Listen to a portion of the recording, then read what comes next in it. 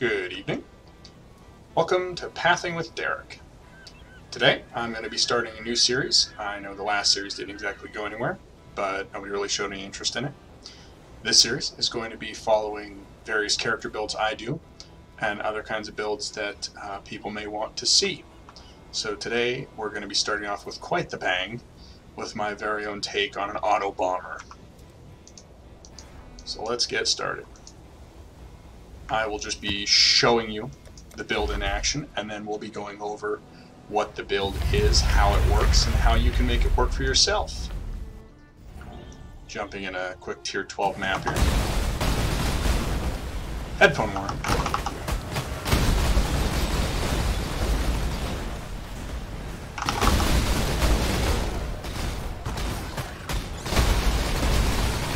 I do want you to pay attention to the hotbar down there. Notice that I have no skills on it.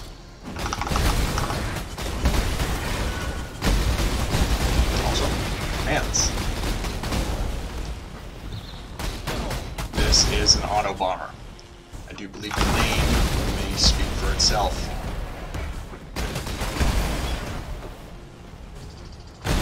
These builds typically have low to medium damage, but they are known for extremely fast clear speeds and ridiculous antics. They're often built in completely unconventional ways and are usually quite contrary to how you would expect to play an ARPG like this. But they are also some of the most laughably ridiculous builds you will see in this game. Keep an eye on my health down there. You notice how any health I do lose comes back extremely quickly. Now this particular style of Autobomber is pretty bad against bosses, but it's not meant to fight bosses. Not in any way. It's meant for maximum map clear speed. You generally start a map, you rip from one side to the other, and you skip the boss entirely. Bosses, in terms of XP and loot, are generally worth little more than a normal rare pack, and you're better off not fighting them and running faster and doing additional maps. At least when you're running an Autobomber.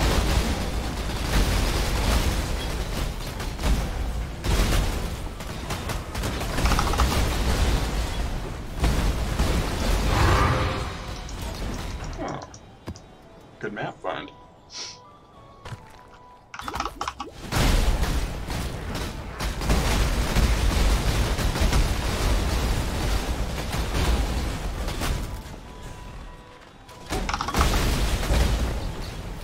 Now if you notice, about the only thing I do is run and gun without actually pulling the trigger myself, and then I spam flasks.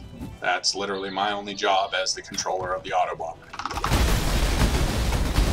My flasks of choice are the Writhing Jar, that's the first one, for quick life regen and additional enemies to hit. The second one is Doer's Elixir. It causes me to take damage, but it gives me one of each charge. The taking damage is the important part, the charges don't matter. The third one is that series Flask. As with most builds, I am light on chaos resistance, and so that helps make up for a lack thereof. We've reached the arena, so that's going to be the end of that. My third, Dying Sun, additional area of effect and additional projectiles for my spells. Fourth, Overflowing Chalice to keep the other flasks refilling because in the middle of combat. Spamming flasks is all I have. So, that was a quick map run. We probably did 75% of the map. There's probably some more enemies to find there, but oh well. So, what is an Autobomber? Well, it's right in the name. An Autobomber is a build that generally plays itself. You don't have to do anything once you get it rolling, once you ignite the fuse, as it were. In this case, this build runs a cast on damage taken setup. Level 1 on every single piece of gear I have, with exception to my gloves, which I have some other jewels on. These are all tied to a number of spells. In this case, this one's tied to Frostbolt, Freezing Pulse, Ice Nova with a cold to fire support and a combustion to cause lots of fire damage. Helm has Arc, Fireball, and Combustion. Body armor, cast on damage taken, has Immortal Call for survival, Blade Vortex, Ball Lightning, and Firestorm with another combustion. And then my boots have Spark, and Glacial Cascade with a flammability. Alright? And then for auras, I run a Anger and a Herald of Ash with Empower support, because if you notice, none of those spells actually cost us any mana. They're all being triggered, which means we don't need mana. We can go ahead and burn all of it on a couple of very good auras. My choices of items are almost full rares, just maximum life, maximum resistances, just keep us alive. Staff, for the 136 to 230 fire damage to spells, plus fire damage if I've been hit recently, I'm being hit, technically, a couple thousand times per second. Now how does this happen? This right here. I have Innocence. Take 100 fire damage every time I ignite an enemy. That's why everything has combustion support for a chance to ignite, and I'm running this flammability aura, or flammability curse on trigger, so that every time a spell hits an enemy, it has an immense chance to ignite, usually around 100% or pretty close thereof. So I take damage every single time I ignite, allowing me to keep triggering the cast on damage taken. Now this would normally kill most builds, but running double Nagamahu's Signs, these rings allow me to recover 30 life every time I ignite an enemy. You may be saying, well, Deric, where's the math? How does 100 minus 60 result in life gain? Well, that's because this damage gets reduced by your fire resistance, which is 75%. That means I take 25 damage and I heal 59 every time I ignite an enemy. Every single one of these spells ignites almost universally. Many of these spells like Ice Nova, Freezing Pulse, and Frostbolt hit lots of enemies. Firestorm hits lots of times. Blade Vortex is continually hitting around me. All of these are causing, I don't know, hundreds of ignites per second, and every single ignite is gaining me life. And then all of this is just tied into these boots here, which give me an increased chance to be ignited so that I can ignite myself. While I'm ignited, I have 40% movement speed, so I move quick, and then I get a bunch of life regen there, which is marginally pointless, but it helps negate the damage from self-ignition. When I am ignited, or I have ignited an enemy, I get right there 100% fire damage if I've been hit recently. This is hitting me. And then if I blocked recently with the staff, I get 15% fire penetration, and as long as I am ignited from the boots, I am immune to freeze and chill, which pretty much means I can never be slowed down. So all of this, self-generation there. I'm an assassin. I do this for maximum power charge, generation and power charge count, as well as crit and culling strike on all my spells. And then I just have the noxious strike here for a little bit of poison damage, additional crit chance per poison afflicting enemies up to that 2%. And then this also comes into play later for some amusement. My build is largely just focused on life and survival with some critting. So I go ahead and get the crit chance there. I get all the life I can. All of my jewels are ignite or spell damage. You've got more crit, life, spell damage, and life. More life, critting, life, power charges. There's all your spell crit. This is my next points that I'm going to be getting on the next couple levels, just for some more spell damage across the board. Crit with staves, I'm wielding a staff, ignite chance, and fire damage. More life, another power charge, life, elemental damage, and ignite chance off of this one here. More life, more spell damage. So as you can see, I got 5,000 life, which is not terrible. Ideally I want more than 6 before I could really start taking on anything serious, but this character's never really going to fight Uber Elder or anything like that. So, that is this Autobomber. Pretty simple. It's actually fairly cheap because all you actually have to have is the 2 Nagamahu's Signs and the Eye of Innocence. You don't even technically need this staff. This staff just gives me the damage to be able to carry my way through tier 14, 15, and such maps. Now, you heard me mention earlier that the poisoned chance from my Ascendancy comes into play with some other stuff. Well, there's a bit of amusement with this particular build. Now, I can kill everything in the game. What I can't kill is the game. Until now. Let me go ahead and switch these around here and pick a different map. And I will show you what I mean. Because if you've ever wanted to crash Path of Exile, because your build is so amazing, this is how you do it. I'm going to bring up my latency and frames here so that you can see what I'm going to be running. Because this gets kind of insane. Now I picked a map here with high elemental resist, and bonus life so the enemies do not die too easily. Notice the spike in latency and the massive dump in frames?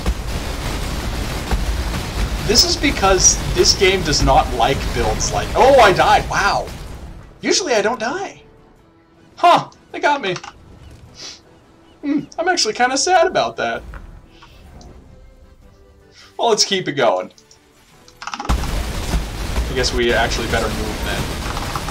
Keep our flasks piling up. I can't just bullshit this. Oh, look at the leg. Isn't it great? Now, the reason for all the lag is not the visual.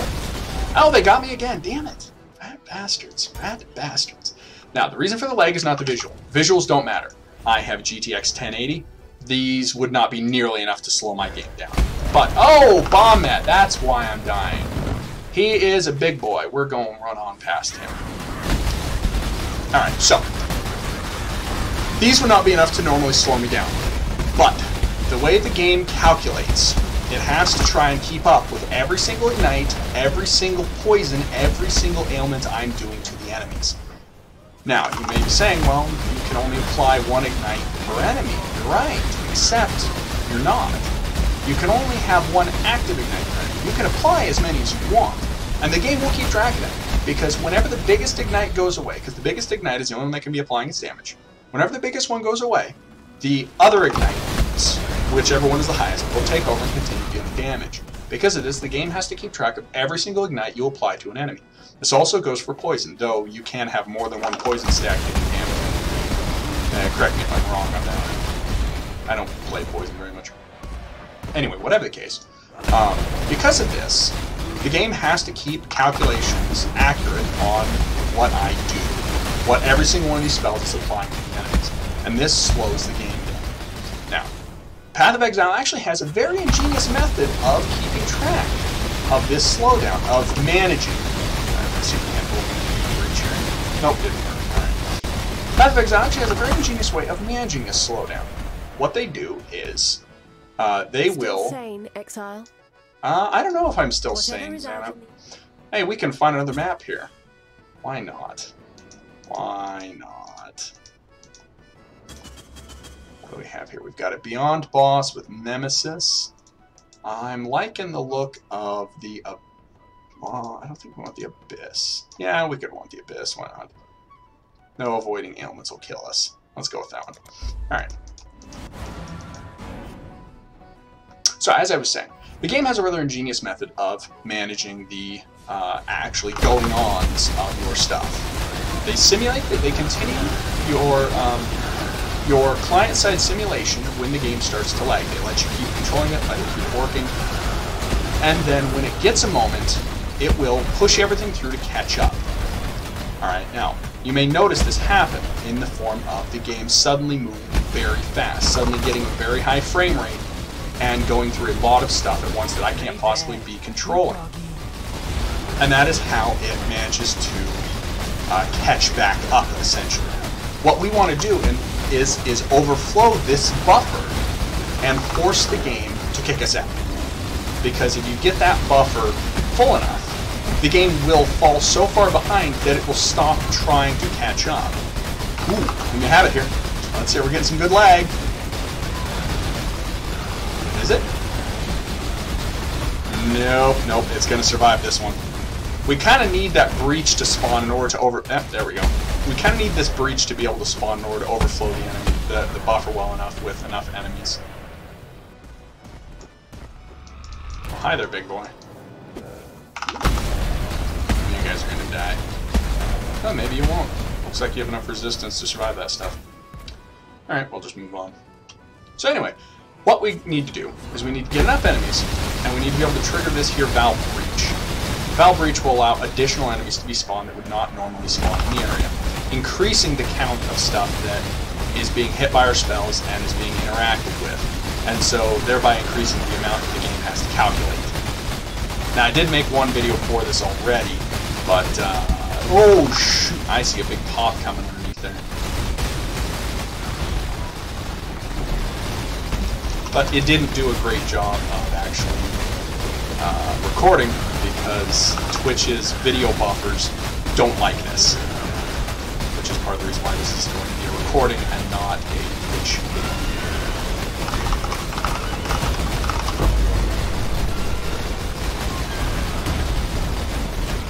Damn it.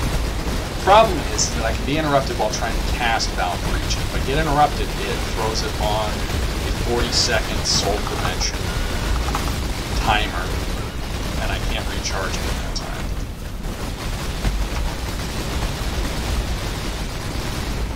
Oh, that corrupted blood is totally going to kill me. Kill.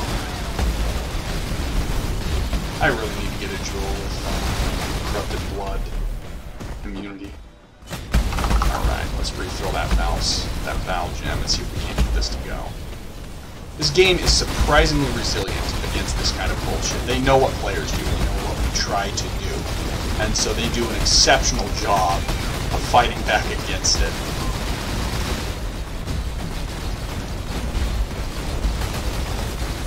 I need a second where I will not be interrupted by it. I think I got it. Yep, there it goes. There it goes. Now this is going to massively increase the number of enemies on screen, the number of enemies being interacted with. Because my spells do... Oh, shit! Ah, they got me. Damn it. There was someone with Lightning Mirage in there.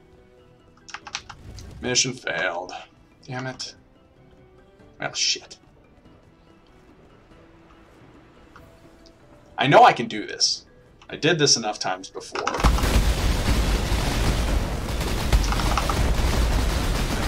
Come on, come on.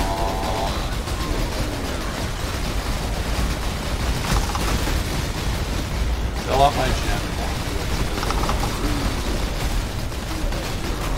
Pretty much what we have to do is we have to preempt a big pack. Ooh, that was tier 15 man. Map, please, and go. There we go. Alright, as you can tell, this guy does not fight single targets well.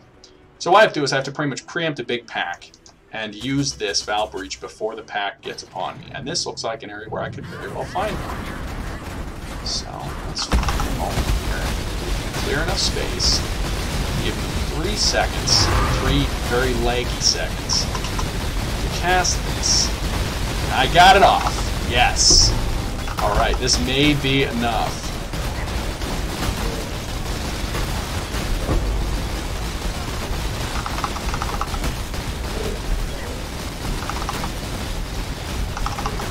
Now, if you notice, I also have all the enemies down there that this is trying to interact with. It's also happy to keep track of all the ignites I'm putting on myself.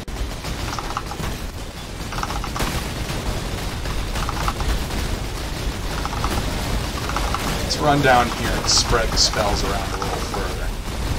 Oh, come on, come on. You can't catch up now. Yes! Yes! We got it! Look at that! Look at that. I make builds so badass that they have to kick me out of the game.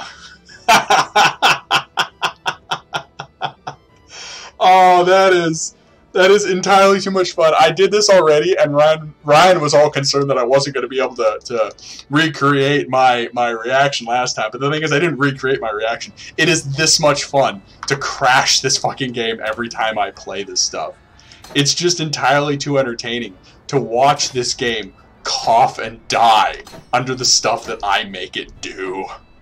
And so obviously I don't run the Sire of Shards normally. That is a very fun staff, but it is not the one for this build. It increases the number of projectiles and allows me to fire out tons and tons of those ball lightnings and frost bolts, which is what was causing the game to lag out and overload. Because it was trying to calculate the amount of times that those frost bolts and ball lightnings were interacting with the enemies and applying just that many ailments, poison and burn upon them. And it doesn't like it. Doesn't like it at all. So we're gonna go ahead and call this bit of fun right there, and I will be back another day with another build. So good night.